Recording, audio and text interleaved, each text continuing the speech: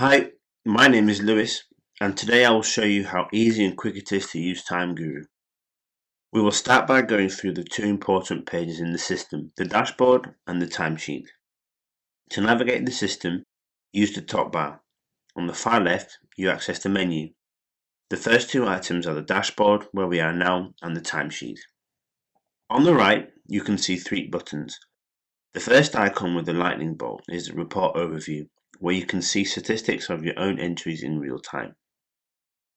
With the silhouette button next to it, you can access your user settings. Here you can change your password, address, and language. The last button with the question mark takes you to our many good guides on our website. On the dashboard, you have different widgets. The first widget we have is the Flex Time widget. Here you can see your flex time from the pending week. It is for the user itself. If you have a fixed work time schedule, you can use it for your own overview. However, it is mainly used for flex time workers. Here you have your real time. When your workday starts, you will be in a minus of 1 day, and when you end the day, you will be balanced to the X amount of hours you have worked that day. So if you've worked 1 hour over or under your norm hours, it will be in plus or minus of 1 hour. Then we have the calendar icon. Here you can check your previous flex times of previous days. Then we have yesterday. Here you can see your total flex time from when you stopped work yesterday. Then we have the Hour Bank widget. The Hour Bank is where you can see your agreed overtime hours. It will count the extra overtime percentage on your extra hours agreed with your leader. So for example, if you work 2 hours overtime, you have an extra overtime percent of 50%. Your Hour Bank would show 3 hours. So the difference between the Hour Bank and the Flex is that the flex time is where the employee handles his own working hours within the limits of the agreement with the company. The Hour Bank is for agreed overtime that comes with certain rights, like an option of payouts and time off. Over here we have the wrench icon. Here you can customize your dashboard to your needs. Take off the widgets you would need in your daily use and press Update Personal Settings.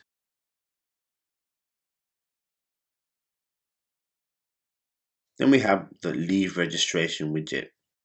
You use the Leave Registration widget when you want to either enter a child sick day, a paid leave, a sick day for yourself, or an unpaid leave.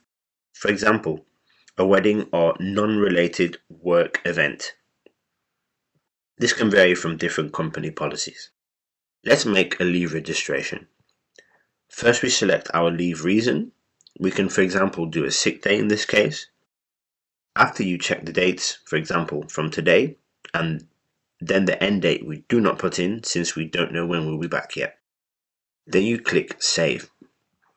After you've pressed Save, it asks if you would like to start an automatic daily registration, which means that the system will fill in your worksheet with sick days automatically until you press Stop Daily Registration.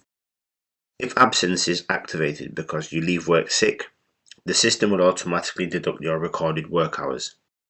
If auto registration is deactivated after the company's closing hours, the sick leave for the current day remains recorded, but you will not be registered as sick for the following day. Then we have the time registration widget.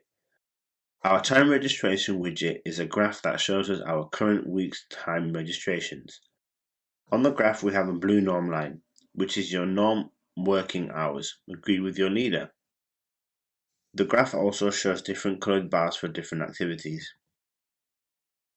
We also have the annual leave vacation widget. The annual leave and vacations may vary from different countries, and policies may be different due to annual leaves that you're entitled to. Here we have a little calendar showing how many days we have earned, spent, remained, and planned.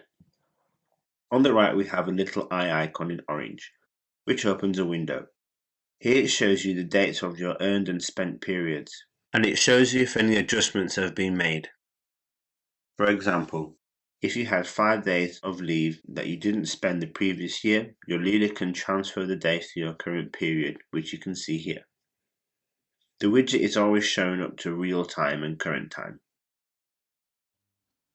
Then we have the user request widget. Here you can send different kinds of requests to your leader, like an annual leave or a payout of overtime, etc. In this widget we have three colors: red, green, and yellow. Red is a request that your leader has declined, yellow is a request that you have sent but haven't got an answer yet, and green is approved. Let's make a request. Here you can choose what kind of request you would like to make. If it's vacation, when you would like to start your vacation, and when you want to end. And you can also put a comment if needed, then you press request. Now we have a leave request pending, which is yellow. All approved requests will go into your Google Calendar and your worksheet, and once it's in the worksheet it will also be locked. It will show in the annual leave and vacation widget. Let's take a look at our worksheet or our timesheet. We have two ways of entering the timesheet. Either you go to the menu or you can use the quick link on the time registration widget here. We have two ways of entering a time registration. If we click our clock here, a registration box appears. Here we can either put in a fixed time in the start and end time, for example 8 hours, or we can just use the two coloured clocks. These clocks will put in the exact time when you click the timer. Let's press save.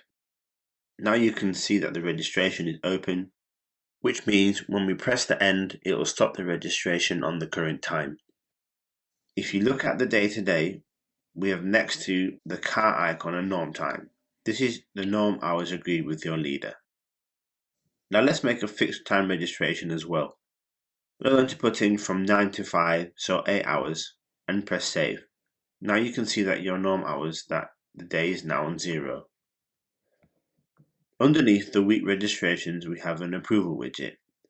The approval widget we use to send our worksheet for approval to leaders at the end of the week.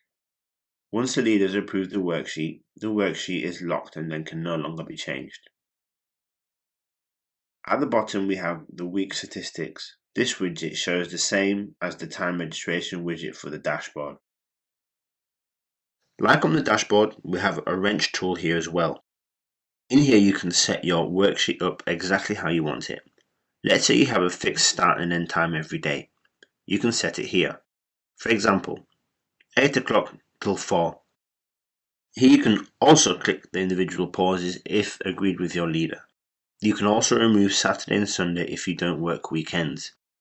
You can also set your default activity. Remember to press save when you are done. That was the timesheet. To go back to your dashboard, you can use the quick link by pressing the top logo at the top bar. So let's round up.